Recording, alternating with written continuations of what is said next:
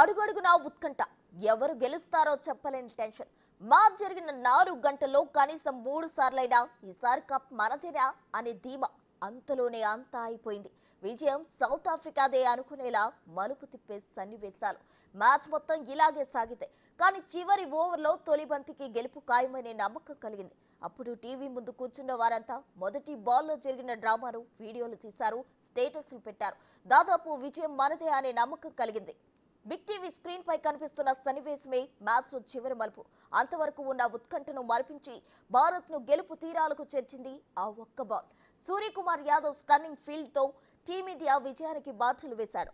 South Africa విజయానికి 6 బంతుల్లో 15 పరుగులు అవసరమవ్వగా తొలి బంతిని డేవిడ్ మిల్లర్ లాంగ్ ఆఫ్ దిశగా భారీ షాట్ ఆడాడు. దాదాపు సిక్సర్ గా దూసుకెళ్లిన ఈ బంతిని సూర్య బౌండరీ లైన్ పై చాకచక్యంగా అందుకున్నాడు. ఫస్ట్ సిక్సర్ ను అడ్డుకుని బంతిని ఒడిసి పట్టుకున్నాడు.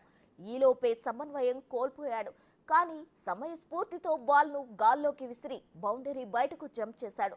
మళ్లీ వెంటనే తేరుకొని బాల్ గాల్లో ఉండగానే బౌండరీలోకి వచ్చి బంతిని అందుకున్నాడు. అంతే, ఆ ఒక్క క్యాచ్ మ్యాచ్ ను మలుపు తిప్పింది. 17 ఏళ్ల భారత్ కళ నెరవేర్చింది.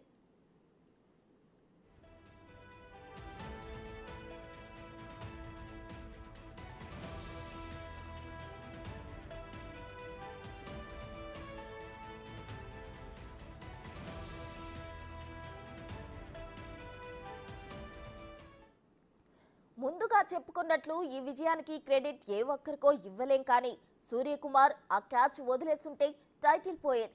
ఎందుకంటే అప్పుడు సౌత్ ఆఫ్రికా ఖాతాలో 6 పడి ఉండేది. అందుకే సూర్యకుమార్ యాదవ్ బౌండరీ దగ్గర వదలకుండా పట్టుకున్నది ఓ బంతిని కాదు, టీమిండియా అందుకున్న కప్ ని.